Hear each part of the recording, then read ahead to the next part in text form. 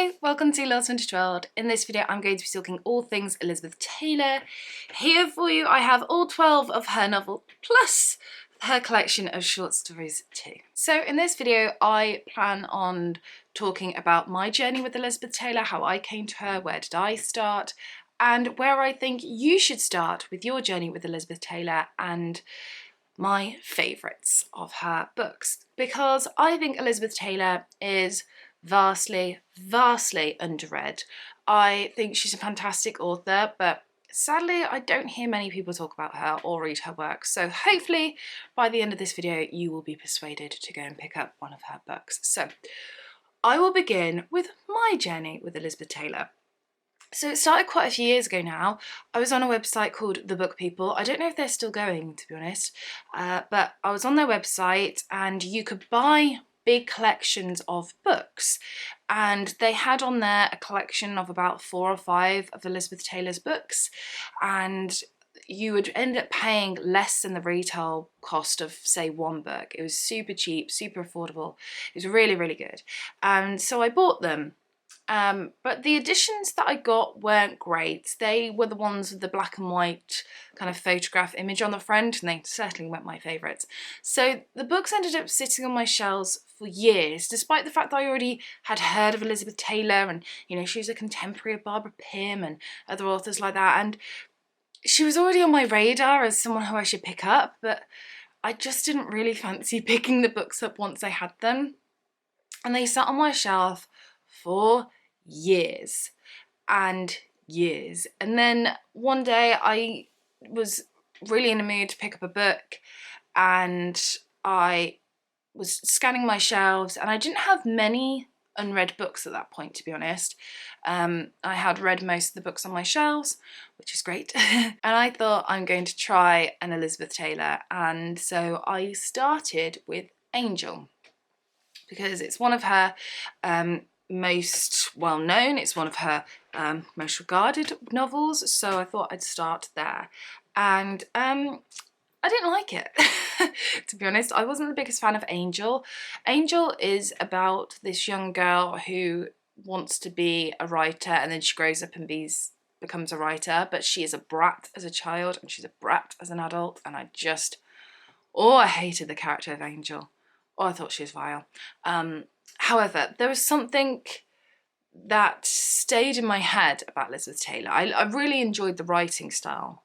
As with so many books, I often read one and I'm like, oh, it's not great. But then there's something about that author's writing that makes me think, okay, I won't just chuck this book away and forget about the author.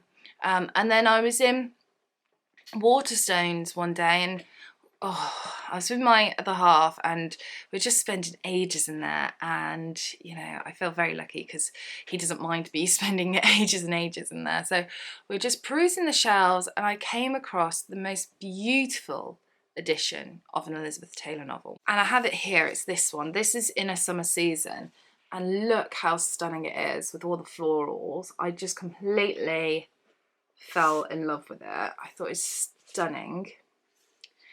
And I read the blurb on the back and I was just like, oh, this sounds really good. It's about a woman called Kate who kind of falls for a man who's 10 years younger than her, and lots of people disapprove and things. And I read the book and I actually really enjoyed it, and recommend it if you want to pick it up.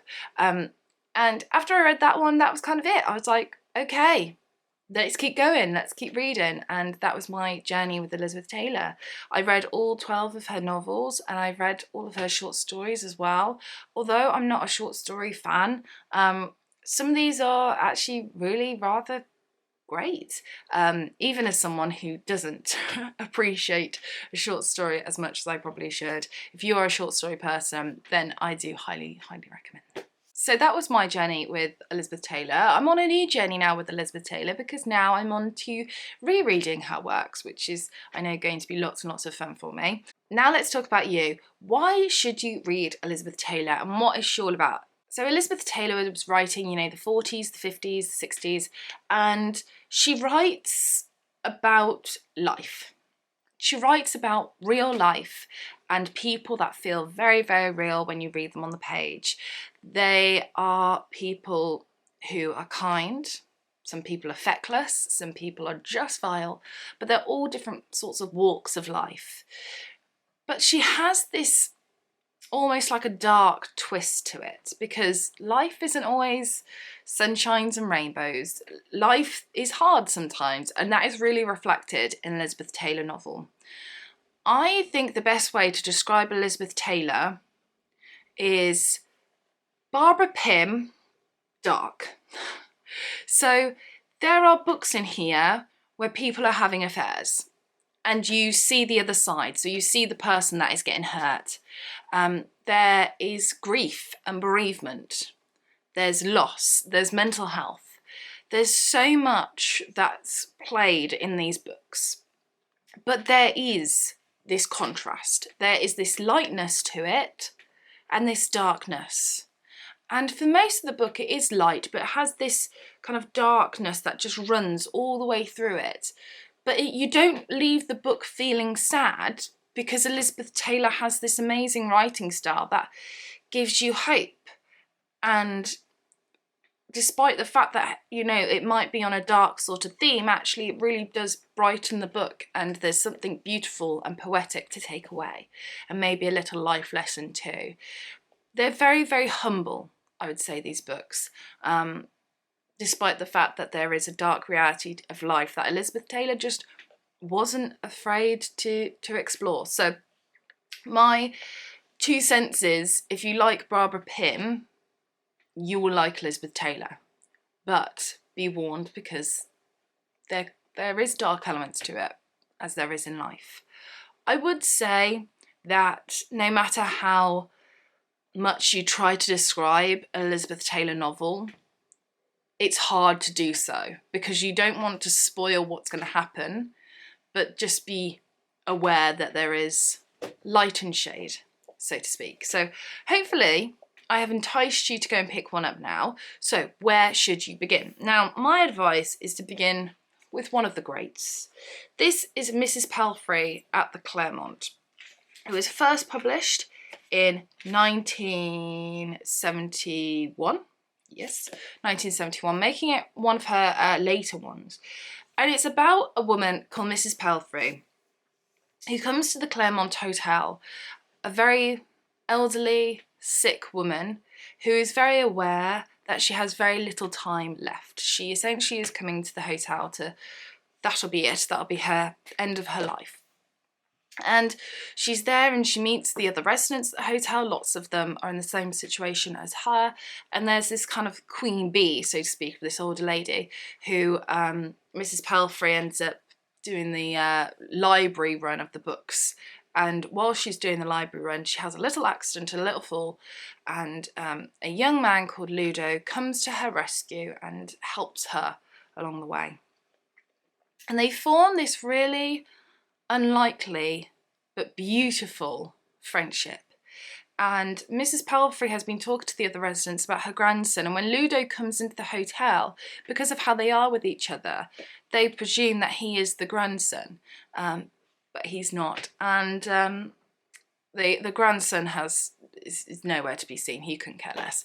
But this young man really does care, and it's a book about aging and what happens when you age and what happens when you're ill, and loneliness at that point of your life, which does happen to some people. But it's also a book about friendship and companionship, and there's this beautiful light and shade to it, and it was just, it was poetically and beautifully done, and I can't recommend it enough. It's stunning. It's absolutely stunning.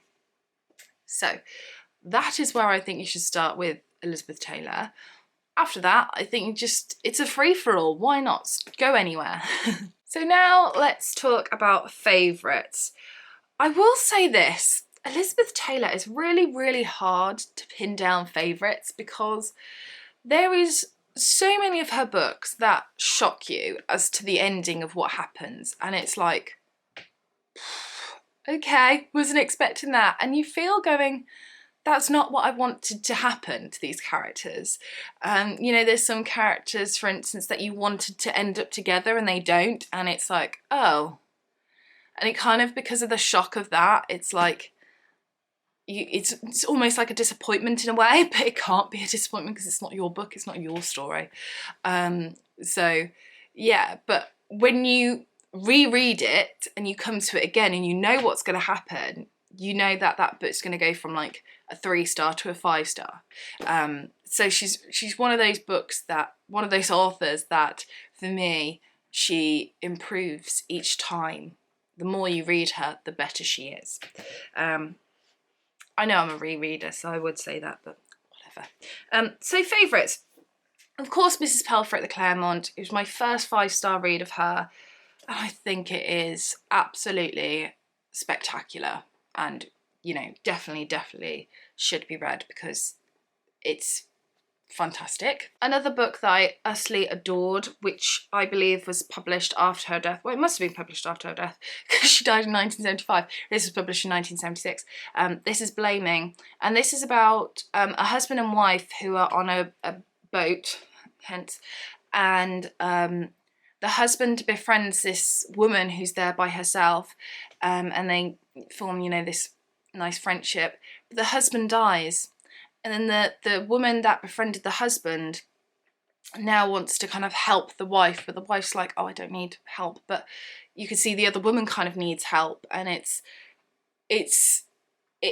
hit me, this book, right in the feels, and oh, there's life lessons to be learned from this one, but yes, spectacular. Another favourite of mine is The Soul of Kindness. This book reminds me of Vile Bodies by Evelyn Waugh, because it's about this group of people that really put on a front to their friends and society, but actually they've got, you know, demons that are going on in their head, and it was a powerful book.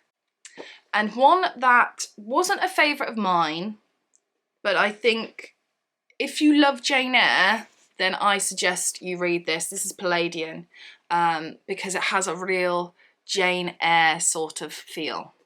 I'm not the biggest fan of Jane Eyre, as you know, so I didn't love it, but I think it is wonderful. But then I also wanted to talk about a few books that I'm really excited to get to and reread, because I think they will be better on a reread than the first time, which is firstly At Mrs. Lippencoat's, which is the first novel from the 1940s, I believe. It's 1945. Then we have A Game of Hide and Seek. This is one of her most famous novels. All this did not end how I thought it would end, and yeah, I think I was so angry I gave it like a 2-star, but it doesn't deserve a 2-star. It definitely deserves like a 4-star sort of thing. I was just in a huff. In a Summer Season that I already spoke about, again, I would really like to reread that.